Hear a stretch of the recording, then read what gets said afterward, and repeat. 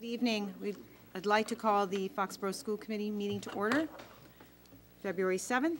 The agenda tonight is at 7 o'clock visitors, 7:05 approval of minutes, 7:10 art curriculum review, Mr. Jerry Roy, 7:30 the FY12 CIP request, Dr. Christopher Martis, Mr. Paul Jackson, 7:45 the draft FY12 school calendar, Dr. Christopher Martis, 8:05 other matters, and adjournment.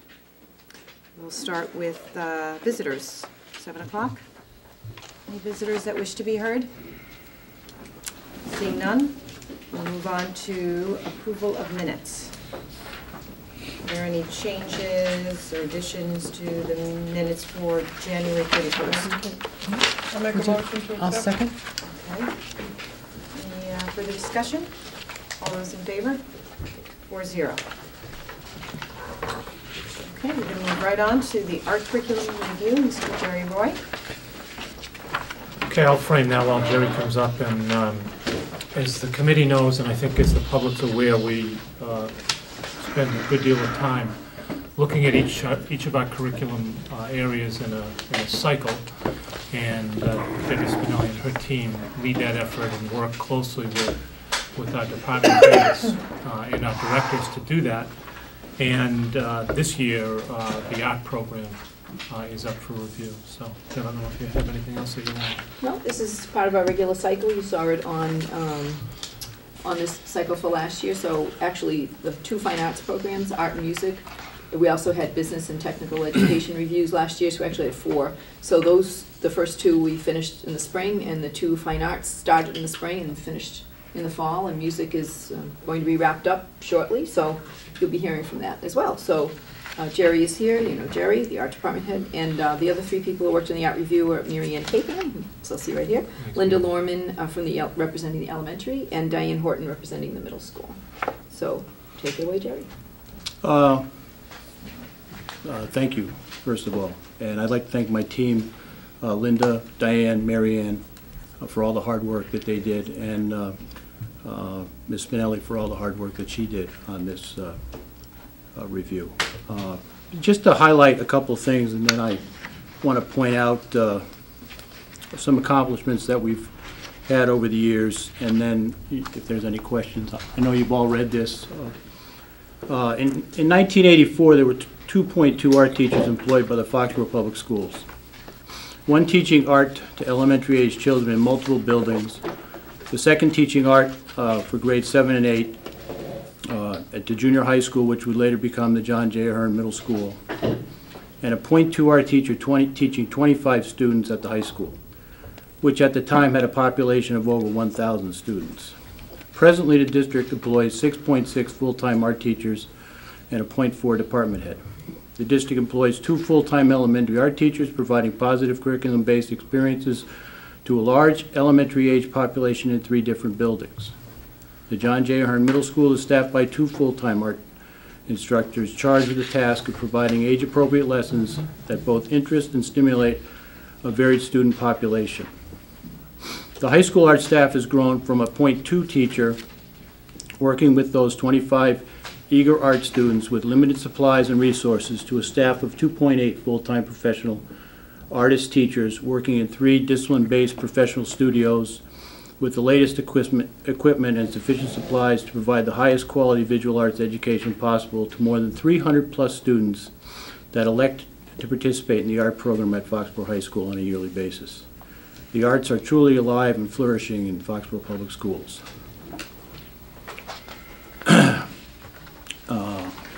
Now just a few highlights in the packet. Over the past years, hundreds of Foxborough High School students have won Boston Globe Scholastic Art Awards in all media, including a wide representation of the high school population. This includes 3 national award winners and a regional gold medal portfolio award winner. In fact, this year, I'm pleased to announce that we've won 17 additional awards. In fact, Miss Juliet Weiss, who's sitting right with us, came home with 2 awards. So, Congratulations, Juliet. Thank you. and I have sent a letter to Dr. Martis, and Hey, Jerry, just to pick up on that, I think what we've tried to do in the past is invite Now, Juliet, we won't have to invite because we expect her here, but we could invite others, and hopefully Juliet will join us. But it would be nice to recognize all of those students. I see some familiar names here, and I think we're very, very proud. So just picking up on that, we'll contact you and see if we can get students to a future meeting so that we can recognize them. That was quite the showing. Yeah. I think it's a testament to the kids, first of all, and to the program, the complete program, the sequentialness of the program, and the dedication of the teachers that provide that education to the young people of Foxborough. Just a few other things. More than 95% of Foxborough High School art students who chose art schools for post-secondary education have graduated from those schools. The national art school dropout rate is 25% compared to our 5%. Parents who have contacted the art department faculty give positive feedback relative to their child's growth and enjoyment of our program. The physical facilities, equipment, supplies support delivery of comprehensive program in a professional studio setting. We're working on right now upgrading the CBAD lab to the latest iMac computers. Grades K through 6 curriculum has been aligned with the state frameworks and formatted utilizing the district curriculum template. The elementary art teachers have made several recent improvements to the K-4 elementary art program, including establishing rubrics to evaluate student artwork, including essential questions in the curriculum, providing clear writing prompts, questions for students to respond to, creative writing, art projects for grades 3 and 4, and creating continuity in the curriculum and equity among schools. Just a few more things. The art department has established positive relationships and partnerships with the community and businesses. Inventus has donated the past several years well in excess of $18,000 to purchase industry standard software and hardware which supports the computer graphics studio at the high school. These donations were made possible by the hard work of a couple of people. The first person is the school tour coordinator for our town, Mrs. Ellen Pillsbury, and Mr. John Ava, Vice President, Inventus Foxborough. I would like to personally thank Mr. Ava and Ms. Pillsbury for their continued support over the years, for without it, the program would not continue to thrive, and I'd like to thank them both personally. The art department has established a positive working relationship with InStock Design from Mansfield, Mass. InStock has donated a $10,000 HP 48-inch wide large format plotter printer and to the art department several years ago. Thanks to InStock Design's generous donation, the printer is used on a daily basis and continues to function flawlessly. That printer presently is housed in Mr. DeBona's room and, as I said, is used on a daily basis. You've read the recommendations and the conclusions. I think one recommendation I'd like to point out is an attempt to create more opportunities for interdisciplinary planning and curriculum connections at the elementary level, and I think that could hold true for all levels. We're presently looking at rewriting the 7th and 8th grade curriculum to align with the Massachusetts state frameworks and reformat to conform to the district's template.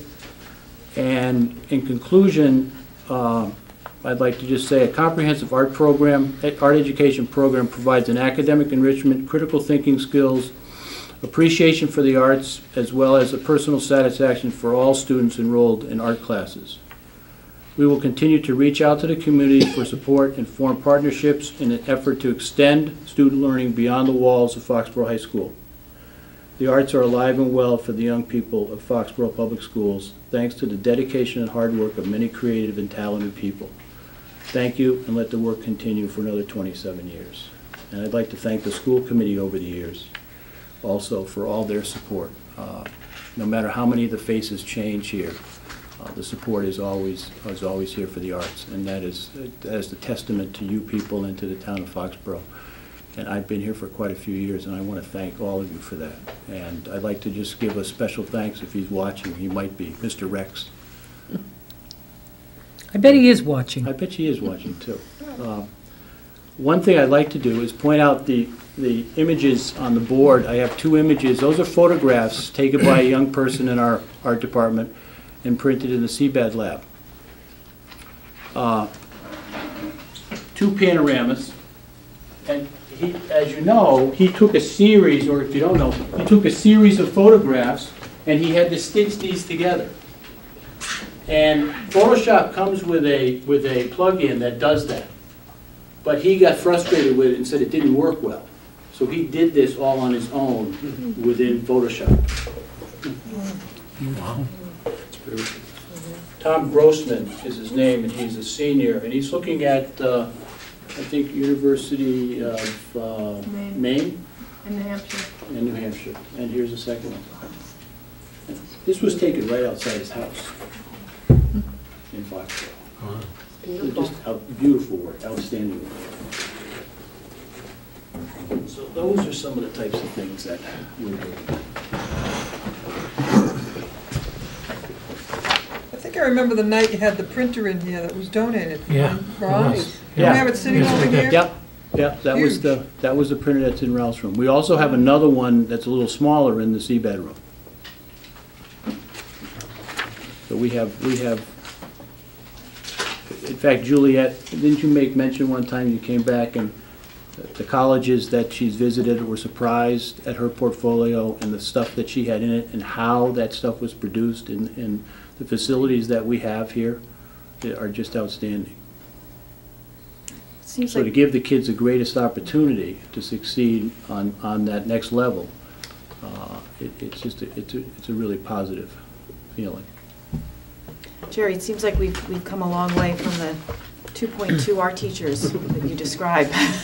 This is just incredible. I think that people, I don't know if they have a sense about all the opportunities for learning, and I mean, these are great visuals to see, and certainly the list of achievements that we'll hear more about at another school committee meeting is just representative of all the work that you and all of your department is doing for the students here in Foxborough. So I think you're doing a tremendous job, and certainly this is, for those people at home, Jerry read from his program review, but it was just snippets from it. There's certainly even more information about things that have been going on in the department, and so it's quite comprehensive what you detail here. So I just can't emphasize enough, though, the people that are in my department that are contributing on a daily basis. Ms. Cahan spends literally hours and hours helping young people prepare their portfolios and photograph their portfolios and making sure they're exactly right and the presentation is exactly right. So it's a matter of the people that we have working with the young people, their knowledge base and how they pass that knowledge on to the kids, and that, you know, not only teaching art, but also doing art. They see our art all the time, and I think, you know, Steve Massey said a long time ago that the best thing you can do is just model that whatever behavior you want to get across to the young people, and the idea that we're all professional artists really speaks volumes to them about, you know, walking the walk and talking the talk. Yeah, I know from my own vantage point, my kids have gone through the system, and I think Jerry and his love of art and the people that he has in his system are a testament to the caliber of students that go through here and want to stay in the program. I mean, certainly if you're discouraged, you're not going to continue, but I think you and your staff continue to bring out the best in our students, so why wouldn't they want to pursue it? Juliet, I'm sure you can speak to that. Yeah, I owe my life to all them. Well, it's one more avenue, and it's an area that we haven't cut here in Foxborough. There's a lot of systems, unfortunately, they don't buy into the arts, and when you're going to make cuts, it's one of the first ones to go. And if we don't inspire them on an elementary level and bring them up through the ropes, then we're not going to capture their attention by the time they're in high school. You know, it's your first love and how you continue it. And, you know, this is a very wonderful program, and you've always been a part of it, Jerry, and I appreciate that. You know, that's a good point. You said if we don't pick them up when they're young, because there are a lot of kids who convince themselves they aren't good at art if they don't have successful experiences early on or develop that passion. And I know pretty soon parents are going to be deciding whether they want full-day kindergarten or half-day kindergarten. That registration's already started. And one of the highlights really that you saw in the report is that our full-day kindergarten students, one of the benefits is that they get real art classes from a real art teacher and a real artist themselves. So the elementary art teachers, Linda Lorman and Clara Schuster, have worked really hard developing a kindergarten curriculum which didn't exist before. And we've seen great results from, they have those kindergarten students twice a cycle. Every 6-day cycle they have 2 art classes. And that's made a world of difference in terms of developing those early concept skills and that confidence and interest and passion. So I just thought I'd knit those two things together, that has just gotten rave reviews, so it does start young. If I can pick up on that one point, is the elementary principals have done an outstanding job in terms of scheduling time, but not just scheduling time, but scheduling meaningful time for kids. Years and years ago, it was like 20 minutes, 22 minutes, 25 minutes. Now that the kids are getting art in a meaningful amount of time and over a long duration of time, not just for a half a year here and something like that, but something that's being consistent now from year to year, which wasn't always the case. And I just want to compliment them for because I know it's an awfully difficult job to schedule an elementary building, and they do an outstanding job with that. Does a message like that get back to them, to the principals? I mean, I guess you guys probably are the ones who have to carry it back, right? But we should be sure to thank them, because I agree with everything you said. It's an impressive program, it starts there. We should thank them, you're right. And thank you, Jerry.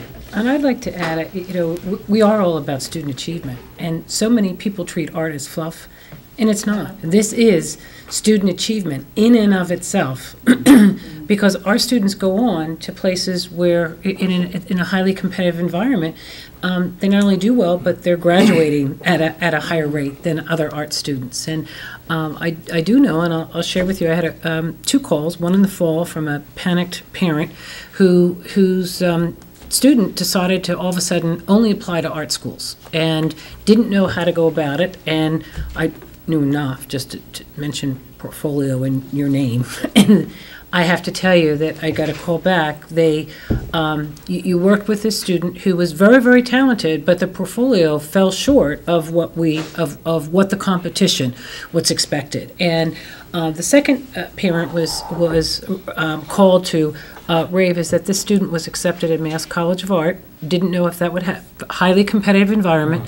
That is what they're going to major in, and it's all because of the art department. And you service hundreds of students, and it's student achievement in and of itself. We also have, school to work. There are others who take those courses and will use those throughout their life. So I think it's so good to see how our review cycle is that lens to keep that going, and you keep achieving within the bounds of what you do, and it's so important to our students. And I'm just so glad that that's an area we never cut. We did have to get you more minutes. That was 2004. We did take a lot of heat, Martha. That's okay. Parents were not too happy. But I do remember the day, a decade ago, parents were delivering the art to get it in as enrichment. They had the art docent program, and later that became the art enrichment. And parents had to do that. And because of the value of that, and even a budget crunch, it did eventually get funded. And I think the payoff all these years later is this is what this program represents. So I think that is important. Well, I think I need to give Ms. Cahan any credit for portfolio and producing those portfolios and getting those kids ready. And I think that's one thing that's nice about our department is everybody is working with their strengths and working to their strengths, and I think that's a benefit of the kids. One interesting little note: if you get a chance, and Ms. Spinelli and I talked about this earlier, is if you get a chance, Google Anna Conway. Anna Conway is a former student of ours who got into Carnegie Mellon. There was some economic difficulty, came back to us and said, Mr. Roy, I can't go back to Carnegie Mellon, what am I going to do? I said, Anna, we're going to shoot your portfolio, and you're going to apply to Cooper Union. We did, she graduated. Now she is one of the top 100 artists in America, working, making money, producing art in New York City, and one of the foremost painters, up-and-coming painters in the nation. So there's a real success story. So you get a chance, Google her. Outstanding. Yeah. Katie, may I ask Jerry a question? While you're here, could I, and thank you for this very thorough review, but could I switch gears? It's kind of a budget question, if that's okay. We had heard some rumors that there was some looking into Windows systems versus Mac. And Paul Barlotti came before us and did a wonderful job explaining all what we need to be current in our computer hardware and software. And you were able to persuade him, because some say that, you know, the Windows is up and coming and will be as competitive as Mac. And you were able to persuade him that the outstanding system is still Mac and why we need to be committed to that. Could you kind of share for all of us and for our parents and the public at home what makes that still outstanding and why we have that, why it's so important to stay utilizing the Macs? Well, I think first of all, I'd like to say thank you to Paul Bortolotti for the fact that he is interested in our whole district. He's not just interested in this or just that, and he's also interested in having the system run correctly for all of us. And we all went through that crash some years ago where nothing worked, and that was chaos, and we don't want to go through that again. It's a matter of he and I getting together, working together, sharing some ideas, and then looking at the facts. And I think once Mr. Bortolotti saw the facts and where the premise of this course was put in 11, 12 years ago, based on what colleges were doing and what industry was doing. What software were they using, what hardware were they using. We went back, we did the same research all over again. Mm-hmm. Top schools, top businesses in the area, in the nation, what are they doing? They're Mac. And we have the latest software thanks to Inventus, and now thanks to Paul and you people. In the town of Foxborough, we're going to have the latest computers that are going to take care of this course for years to come. And I think it's a matter of if you present the information and the rationale, then it's good for everybody. And I think that's exactly what occurred. And now we're moving forward. Outstanding. That's very helpful, just to keep that perspective. Because it's always been the standard, and then there's some, well, maybe we can save money this, but the research was done again, and this is still the standard. And I think it's a credit to the program to do it in the right way. So thank you for sharing that. Well, I'll give you a little aside. We have a Dell downstairs in our office, and my wife uses that all the time. So she sits down at the Dell, and she fires it up and wants to get on her work email. And she's sitting there, and all of a sudden I hear this bellowing from the office, and I come downstairs, and I said, "What's the matter?" I said, "What is it doing this for?" I said, "I don't know, but if you want to get on real quick, come on upstairs to my Mac and get right on." She laughed, "You're no help."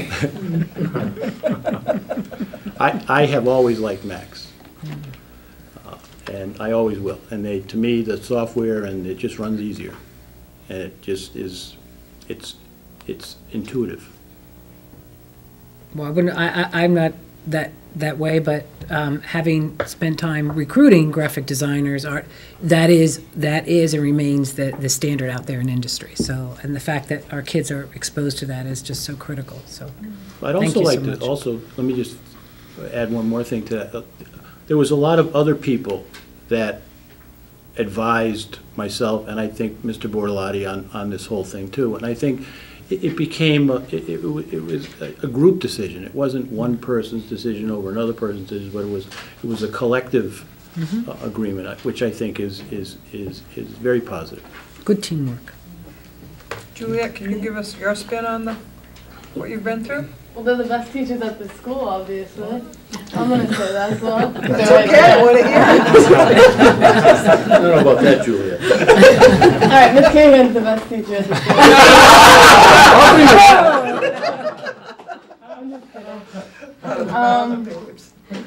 Well, I'm like a late bloomer in the whole art thing. I didn't start till this summer. Julia, you should pull that mic over. So they kind of had to work with me fast. So It sounds like you caught up fast. yeah, but I couldn't have done any of it without them. So I have to thank all three of them. They all helped me in their own for ways. so many, for so many. And Yeah. it's just so critical. Yeah, but it's nice to find your niche and to watch it grow and change. Well, it's cool how like your hobby and your profession can be the same thing. Right. That's even better. Yeah. So was it, you were also heavily involved in yearbook. Was it your involvement, activity with yearbook that got you excited and turned on about graphics and art? Well, I'd always been into graphic design, and then I got a camera for Christmas last year, so I started doing photography. And then by the end of my junior year, I like looked up the top graphic design schools, and it wasn't liberal arts schools, so wasn't going there. Where are you hoping to go to? Hopefully RISD, which is like #1 in the country for graphic design, but we'll see what happens. Well, you know what? That's because you're an outstanding student, and we have an outstanding department, and that was another good example of teamwork. In fact, I don't want to embarrass Juliet, but sometimes she hasn't been here, and we had mentioned, I'd like to mention knew she again, was, right. she's been working on that portfolio and attending an extra course that will help her get accepted into RISD. So we're always glad when you're here, and thank you for sharing that with us. Thank you. Good luck. Thank you. Anyone else? Thank you. Thank you. Thank you. That's great. When do you think the students may be able And to I'll come? have to, we'll work with, Okay, yeah. soon. yeah. We'll work with the department. Yeah, we just found out the end of the week. Great. Congratulations. Thank you. All right, we're going to move on to the FY12 CIP request. Dr. Martis, Mr. Jackson. Okay, we reviewed, last week, we reviewed the draft of the capital plan, and we included that briefly misplaced PowerPoint presentation for everyone. And this is really our request. We think that this is a good plan. It certainly has a lot of merit in terms of plans from the last few years. Just to review for the committee and for the public, we have a very good replacement plan for our school buses.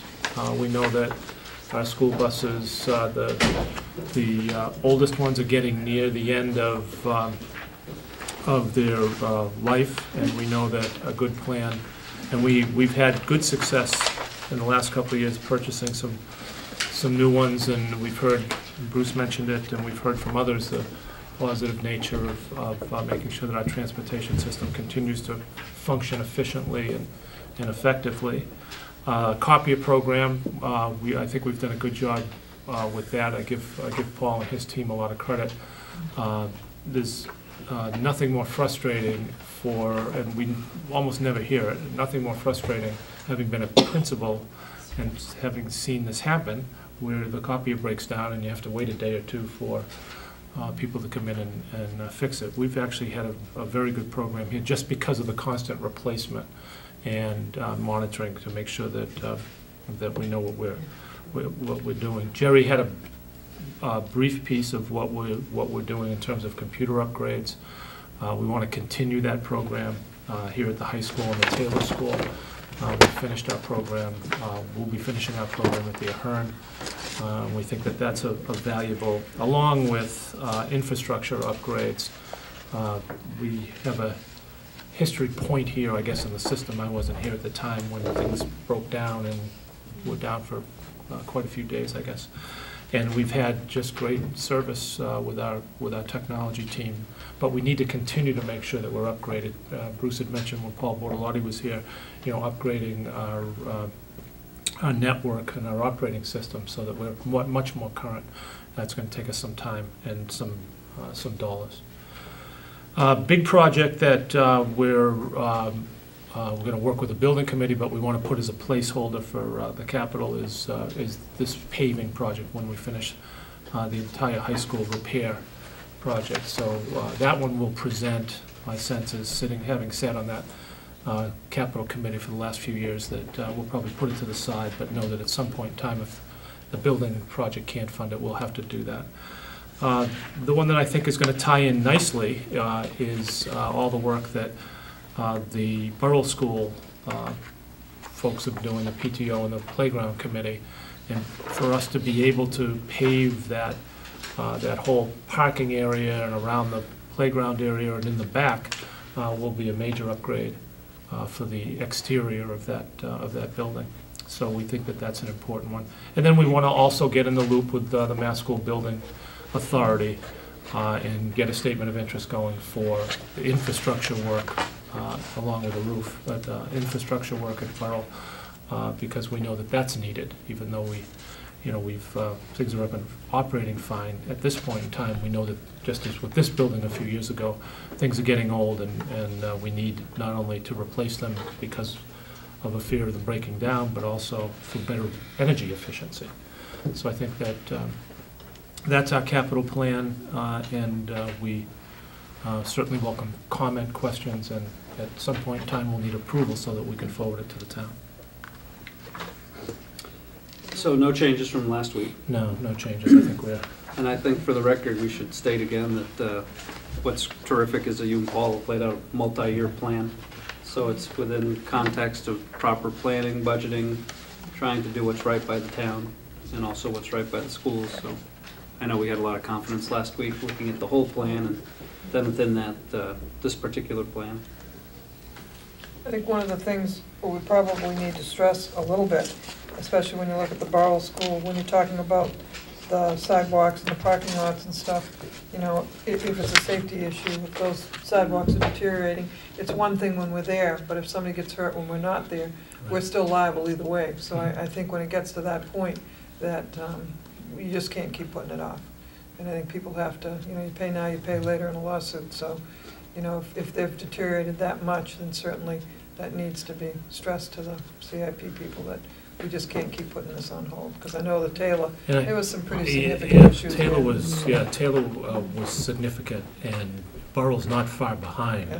I think we'll actually be able to see it better when the snow clears, but it isn't. We have more heaving. It isn't, right, and that's part of it too. It isn't in good shape, and it does need. And I think the timing is really right on this one for Borough because of the playground, finishing off that whole playground project. Well, it's attractive to really people on the weekend, so. And as we've said when we were talking about the playground project, that playground in East Foxborough's playground. It's not just the Borough School playground, it's East Foxborough's playground. So really having that area, I think, would be a big upgrade for that part of the community. I think, Martha, you make a very good point, and I know that I have to have faith in you, Dr. Martis, and also I know Michael Leary is always there, and it does come down to a safety issue. We saw that at Taylor, and why not to the same deterioration, the degree of deterioration as Taylor, it is not far behind, and that whole design and layout, I hope the snow stays in place, because it's probably an unsafe design the way that is set out, and it's not functioning well for the school, so it really is time. My only question is, are these in priority order? Because we always like to, I know that's how the capital committee moves on them. So just for our edification, are we still in that, this is kind of the priority order? So we know the high school, we know this project is important, and my sense is if we didn't have confidence that the whole project would come in under budget, we would perhaps have a discussion about reprioritizing, because we really do want to finish this building off as well. Right. And we might want to say, well, wait a minute, if we can't do them both in 1 year, but I'm pretty confident, Paul, you speak to and Michael Leary's seemed pretty confident that the building committee would know that this is an important piece to finish this off. And that, just for the public, again, we talked about it last week, but for the high school, the original was just to come up the driveway, continue up the driveway from what was done 3 years ago, and just do that middle parking lot and just around where kind of the buses come in. But the new plan has both of the large parking areas in the back of the building. Which is important. So when it's time to stress that there's safety issues. Michael Leary does a wonderful job, but we have wires hanging out, and we've got kids that got concrete beams. Before the snow, it's time, and this is a lot of money, but just to for our public at home and parents, just the square footage of what it takes for the high school. We started in 2005. We could only do that little strip. Right. We had to wait until 2008 because there was never any money in capital or in the budget or revolving funds. And, in the meantime, not only around the building, but on the side of where the cafeteria is and the tennis courts and the other main for our staff, those parking lots continue to deteriorate. Right. So do you think it's likely that, because times are so tough, that we'll get to the bottom of the list? Or do you think that we'll do a partial? Or I think it's hard. That's a good question, Kate. I think going in every year, it's really hard to tell because until we finish the final budget, we really won't have a number. And I think what Randy Scollins is working on with Kevin Pecos now is trying to get close to that. Here's the amount of money we'd like to devote. And the other part of it is I haven't seen what the other department requests look like. So I won't have that packet. Our meeting is March 12th, Saturday, March 12th. And so it's hard to tell. We tend not to get everything completely, but. Well, one year they took out the copiers in the middle. That's what I'm wondering. I hope that doesn't I happen. just think you're gonna know until you get to the Yeah, meeting. until we get to the, until we get to the meeting and find See out what what some of everybody the else other, wants. and the other part of it that I've learned, this town does it really well, is that they're pretty creative about funding sources. So when water and sewer needs something, they look at the enterprise fund. So it's not just free cash.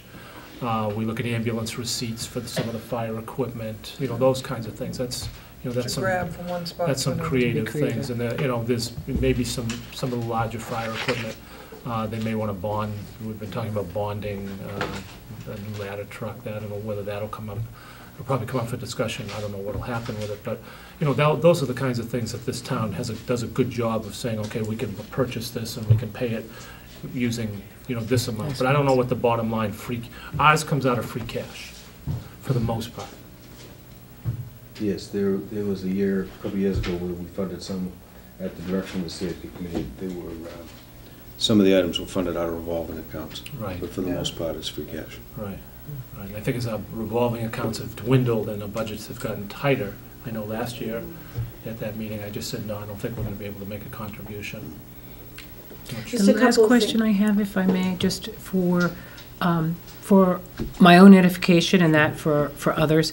Generally, when we do building repairs or, renovations, they don't cover paving because that's considered a maintenance item. And so if I think the shelf life of 20, 25 years, we get the most mileage out of our roofs and our pavement, but they're beyond, repair. They need to be redone. So just so that the advisory knows and other parents know, that's something we can't put under the renovation. Right, So and that's really more part of the new MSBA that kind of restarted itself in the treasurer's office a few years ago, where they redid the rules. There was a point in time when you could actually do that. Right. I mean, particularly if you were, building new or you were renovating somewhat extensively. I know when we were renovating Medfield High School, 15 years ago, we put in a new field, a new track. That's not a discussion anymore. So pavement wouldn't be on the table. So that's good for people to realize Right. that. Yeah. I think people realize when they're driving around the roads, today, after some of the snow has melted, what disarray these roads are. So, when these parking lots here are definitely going to be Yeah. suffering in addition to just the wear and tear that they've been going through. Paul, do you think you could speak at all to the efficiency, in terms of the Burrell School and the renovation that would come from there, how we might be saving money in terms of the efficiency of a heating system there? Are we looking at kind of the same situation potentially? I know it's premature, but, here at the high school where we'll probably be saving money, perhaps? Yeah, I would think. I think that's something people, We don't should know when they use- think about. We don't use the energy to anywhere near the degree we do at the high school. The Burrell School is about 40,000 square feet. High school's 200,000. Okay, So yeah, from a that's- magnitude standpoint, it's 20%. But my assumption would be the windows, the boilers, the roof, the unit ventilators, pretty much everything is going to be a retrofit that would provide us with energy savings. Now, we did a lighting retrofit at the Burrell School 2 years ago, I think. And, but along with the roof will become extra insulation and So that, yeah, there definitely would be a savings, but again, we don't spend anywhere near the amount on utilities at the two small elementary schools as we do. Paul, does anybody ever do those thermal pictures anymore so you can actually see where your heat's going? Do they ever do those anymore? I think they do, but I didn't, now that you mention that, we just had I did tell the committee, we just had NSTAR funded because we did the big lighting retrofit at the Ahern School this year, they just funded a whole building assessment, and they came in and I have a shopping list of items that they're proposing that they'll do, and they'll fund part of it, and there's a payback listed, and interestingly, no one did that. I'm surprised. Yeah. Especially now that you when mention it, so am you I. would think the people in Boston would want that as part of their feasibility studies. Let's see if you're really losing out the windows and the doors and the roof. And Well, there may not be there'd another- payback. They do it for consumers. I'm getting Yeah. one done. They do it for Yeah. consumers. Well, and I'm all maybe they- electric, so they come in, they'll offer periodically, and they'll take a picture, and you're like, holy mother. We just did it. We It's like it's also, glowing in the dark. National Grid just came out, and I say National Grid, it was a company that they paid, came out and just did an assessment of our walk-in coolers, walk-in freezers, and things that you wouldn't think of in that the walk-in cooler and walk-in freezer has heat tape in the doors, and then there's a heating element to keep the windows from frosting up so you can see inside. And they've proposed, in a relatively short payback, but they've proposed replacing some of this heat tape to a more efficient model, and then changing out some of the blower motors inside the unit ventilators, inside the walk-in coolers and the freezers. And I was really surprised at how much they would pay and how quick the payback was on it. Well, We yeah, just because had that they done. want to conserve at all costs. I know from the February. it's impressive when they come out, so. We should probably put that on a future agenda now that you're working more closely. Now you have some data coming back that we're kind of looking at and going back and forth. Maybe you and Mike can come to a meeting and just talk about some of the, to Bruce's Some of the point. items. It'd be good for the public to know what some of the things that, we tend to take for granted some days, But- I think Paul has been done that in the past. Yeah, we right? talked, well, I talked about the lighting. Yeah. Right, the Yeah. lighting we did, Before I right, did it. but some of the other that they've been, All these things add up, in the long Oh, run. They absolutely. really do. Yeah, absolutely. I don't know if there's a camera with a shutter speed fast enough though to capture the heat that was running out of these windows. No, all you needed was Guaranteed a to. match with a light on it. Well, they did that. Remember when they brought us through in the chem lab? We went to the corner of the building and we struck a match and the wind blew out the match. There you go. That's how aerated it, They also sat in there with coats, and I said, they should. cut off Scientific the- approach. It was impressive. Any other comments on the CIP request? So you want a motion? Yeah. I'll make a motion that we accept and hopefully get them to approve. I'll second, and under discussion, I'll just make the last thought I had, Katie, which was, Yeah, you please look go at that request, and there's not what I would call a lot of fluff in there. There's no And, fun. and I think about just Jerry's presentation, just because it just happened, and one of the things he talked about was needing space at the elementary schools, and it's not like we were asking for sheds to be built on the back of our schools. I mean, these are pretty nuts and bolts kinds of things that you've got in there, so, to me, they're reasonable, and I love the curbing at the Taylor. I think they did such a nice job. And it's not just safety, although safety is number one, for sure, but I think it's point of pride and culture of excellence, when you arrive at a building that looks sharp, and so I can't wait to have the front of this place look the way I envision, and I think Burl as well, so I like the plan. When you consider the amount of plowing, if that was a blacktop, it would be gone. Oh, It yeah. would be chewed up and gone at this point, from the plows coming through there, so. All right, so all those in favor? 4-0. Okay, Thank you. thank you. Thank you. All right, let's move on to the draft FY12 school calendar. Dr. Murdis. Okay, and this is obviously a traditional event, looking at next year's calendar. But we've put a little twist in it this time by not just proposing our traditional teachers start a couple of 3 days, depending on where Labor Day falls, before Labor Day, but we also have a plan that we have just started to vet with our Teachers Association for students to actually start a couple of days before Labor Day. Now, I think the important thing is that I think we need to mention is it's not a huge savings in terms of days. It's timely, since I spend most of my waking hours studying the calendar now for this year, along with weather forecasts. But You always sound so cheery on those 4:30 a.m. messages, too. I don't know how you do it. What's the secret? It's not of it? easy, I'll tell you, it's not You easy. sound like you've been up all night. Well, I usually have, but maybe that's why. Guess that answers that question. But I think it bears a discussion. And, I'd like to have a wider discussion. We'll get the principals to discuss this, and we discussed it at a principals meeting. I'll have them discuss it with the faculty and school councils and PTOs and things like that. And we'd like to hear, certainly from our students, whether this is a good idea or not. Actually, I have experience with this. My first year as a superintendent was actually the record-breaking total snow accumulation, 1995-96. And the Medfield Public Schools did not have a start before. In fact, in their teacher contract, we don't have that here, but in their teacher contract, they had a provision that teachers did not start before Labor Day. So as we were looking at April vacation, we were looking at going to the end of June, we happened to be getting to the bargaining table. And we decided to make this kind of change, and I know some of the communities in the Metro West and the Tri-Valley League area followed along with us over the years. So the first calendar, the calendar that says start after Labor Day, that's exactly like the one we have this year. The dates change a little bit, but it's exactly the 3 days for staff development before Labor Day. And then we start with students on September 6th, 2011. And we have our professional development days, our staff development days, and we have 186 in the year, so we schedule the 3 before, and then we have 3 to schedule. So we traditionally schedule 1 in October to follow on the work that we've done in August and September.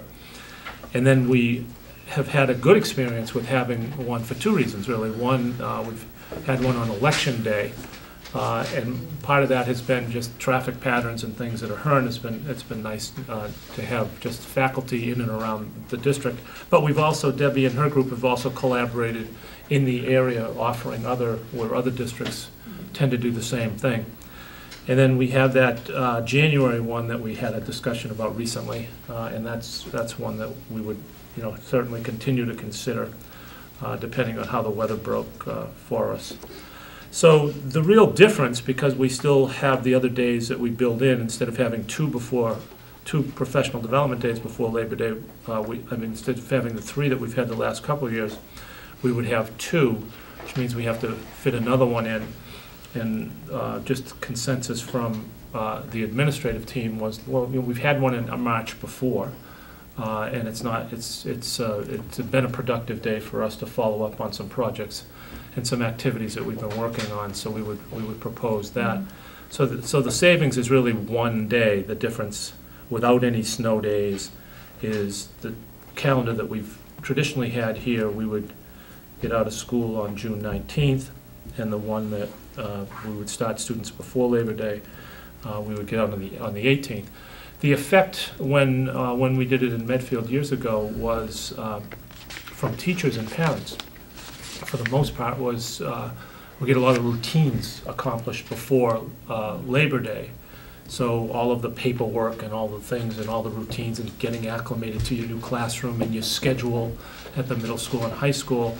And then we just hit the ground running the day after Labor Day. So there was some of that positive effect that we didn't anticipate initially, but when we polled people, that was an effect. Some might say, well, you could also go on that Friday to save another day, the Friday before Labor Day weekend.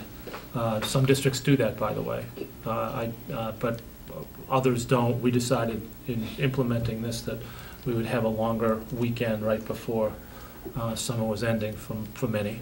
And that seemed to work well with people that wanted to get away for one more long weekend while the weather was still really good. So there's 5 other different calendars that we could also present that have different iterations around vacation days and, you know, when you schedule, and some people debate different religious holidays and other things. And, you know, we have two plans that we should discuss, and then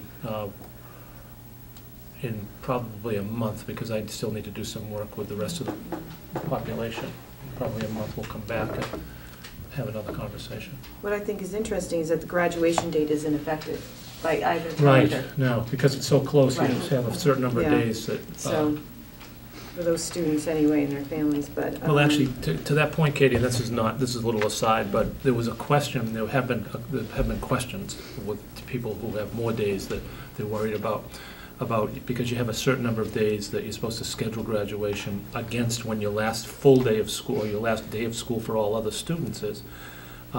There's been people who may be asking that if we have other days, is that's not, you schedule it with your calendar. The calendar you approve is the calendar you schedule the graduation day Okay. against. You don't have to worry about, you know, other days going forward. So that's a question that's come up a little bit, and I know there's been some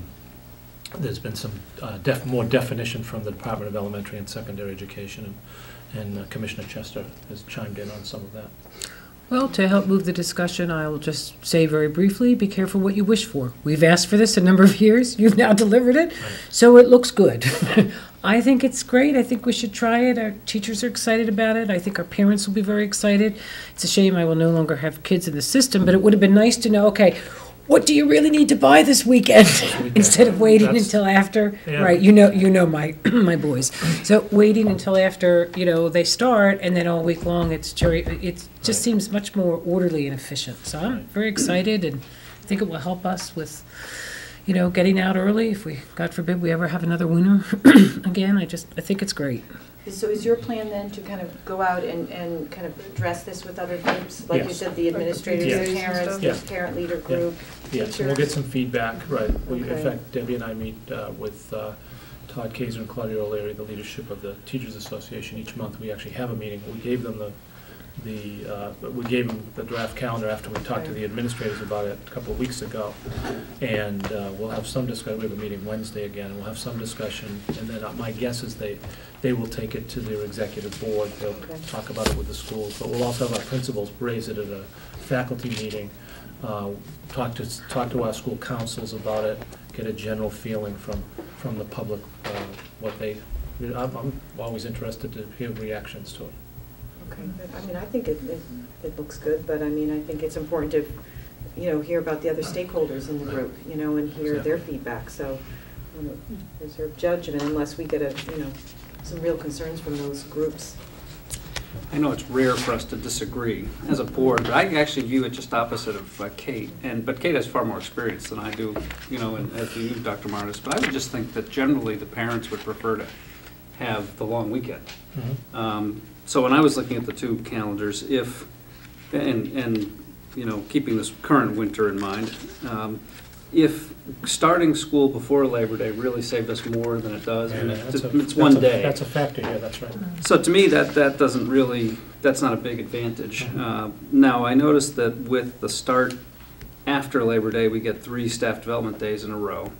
And with the start prior to Labor Day, we get 2. I don't know how our teachers feel about that.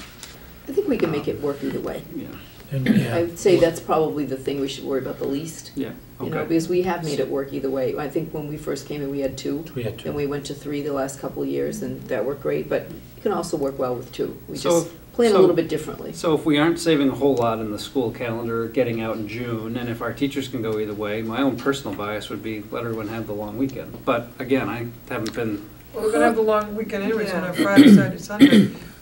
Looking back on it, and having sit on this side of the table now, I think what I like is the fact that you've got them in there for 2 days to get them acclimated to coming back. Otherwise, when you go back on Tuesday, to me, it's like another lost week because you're still trying to get them on board as to what they need and how to me, I see this as a win for student achievement, getting them going ahead of time. So you've got the 2 days to get them acclimated, get all their stuff, get them back into the fall. They should be good to go on that Tuesday, whereas when they come in on Tuesday after Labor Day, to me, it's almost like, okay, we're here. Yeah, I But think Bruce, it you're will right. be interesting to see. I mean, we've been pushed to this Well, because back we're and always forth, yeah. asked, but you know Yeah. what? It may come back, parents may say one thing. I mean, I think it's Right. exciting that our teachers and our principals are at least willing to entertain the idea. I agree. And I love the process, because even if we're moving forward, when you get the feedback maybe go to number 2. So you've given 2 options. So it's, you know, whatever the outcome, I like the process that we're using to look at it. So it could go either way, Bruce. I think we need to reserve judgment until we, actually hear feedback, and but I think it's good that we're talking about this now, and I think, sometimes one day can make a difference too, you don't know, so. What's funny is when you listen to kids and their friends and relatives in other towns are already going back. They and they're are, not. yes. So you get a mixed feeling on them. I know my grandchildren, it's like, when are we ever gonna start again? They wanna get yeah. back to their friends and to their routine. It does feel though like, in comparison to other communities, other Like we're communities start lagging behind. before Labor Day. Would you Yeah. say that, or? Yeah, they're- not all. Not all. but Majority, it's been, or? it's been, yeah, I would say a majority now. Okay. I would say Yeah. that's and that's just Yeah. anecdotal. I don't have Yeah. any data, any hard data Okay. on that. But I would say, just from, my colleagues that I talk to, I would say it's, more common. It's probably started 10 or 15 years ago. People were talking about that. Okay. All right, any other discussions, or you just kind of wanted this? I just wanted just some ideas Yeah. and some feedback, and that was good, thank you. Did you get enough I now? certainly did. I certainly did. I'm not asking for a unanimous vote today, that's for sure. I'm doing this job a long time. Okay. Well, we're gonna We'll go to work on this. other matters. Let's see. I'm going to start with our student representatives to see if they have anything for under other matters. Nice to see both of you here this evening, by the way. There's a talent show next week, February 17th. Excellent. Thursday. I think it's at 7. Okay. Either one of you in it? No. No, oh my goodness. Oh, wait a minute. Wait We've a heard- minute, that's well, not we've true. heard about Juliet's talents tonight. We're gonna have, as Debbie mentioned, we're having the music coming up. That's too, right. so Exactly. you be ready, don't miss that meeting. I've seen some. I've seen some What did you say the acting date and was singing. again, Juliet, on that? February 17th. February 17th. Is that someone's birthday? Is that Juliet's birthday, maybe, on the same day? Happy early birthday. Ah. And Eddie, do you have anything? yeah, tomorrow here at the high school is going to be a concert with the 8th grade band Yeah. combined with the wind ensemble, and the symphonic winds will be performing it as well. That's at 7 p.m. Excellent. Yeah, it's going to be a good show. So. We have to meet with the selectmen tomorrow night. I might be able to catch That's part of it. right. Yeah. That's right. They had the concert the other night. The music concert was held, a winter concert last week, which was wonderful, absolutely wonderful. They did a spectacular job. Eddie, you were there? You guys were awesome, all of the music groups. Does anybody else have anything under the matters? Right. Yes, Yeah, one of the things that I'm sure the committee knows, the public may not, from our goals, is that we were scheduled to have wellness tonight, and I meant to mention this at the last meeting, but Paula Quattromoni, who's doing some work on our nutrition side, wasn't able to make it. So we're going to schedule that one for March 14th. So our first meeting in March, Paula and Dave Gibbs will give us our wellness update. Obviously from, some of the wellness work going on here, and there's some really exciting things going on, so that'll be a good topic. Anyone else? Other matters? Yes, actually Bev and I wanted to update you as the policy subcommittee. We had a little vacation after all of those drafts that we had to get through, but we have given a lot of thought to what process we use to update our policy manual, so I'd just like to brief you very quickly. Bev and I have been going through individually, and then we are going to meet, we're going to give you 2 dates. We believe we'll need to post 2 meetings, and we'd like to ask each of our colleagues just to spend 15-20 minutes and flip through your book and see if there's anything that stands out or that you think we should particularly take a look at, so that in that way it's comprehensive, we don't miss anything. And if you could have any of your suggestions back to us, we'll check in with you at our next, at the March 14th meeting. And we'll give you another update then. We'd also, just for your information, want to make sure this is acceptable, we're targeting to have everything finished with the policy manual and our recommendations by our April 25th meeting. Actually, we'd start for the 4th, and then we'd like to finalize and be ready to take the vote on the 25th prior to the May election. Good, good. So if that sounds like a plan? Great, thank you, That's a Kate. plan, for all- that's good. Thank you and Deb for all your hard work on that. That's the plan.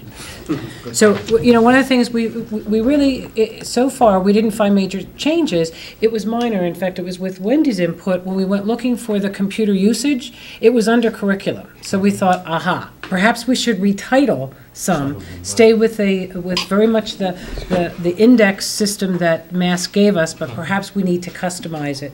So we have a leading expert here that is taking care of Bev and I as we go through that. You know, go back and check with Jim Hardy as far as if you're gonna start lettering and stuff, make sure that we're not. Oh, no, doing let me that be whole clear, thing. not relettering, but in fact, we already checked the title. Okay. I said, Jim, why ever would we have put under there? Because we had questions, as you Okay. recall, about computer usage when we redid that, updated that policy. And he said, that was our titling of it.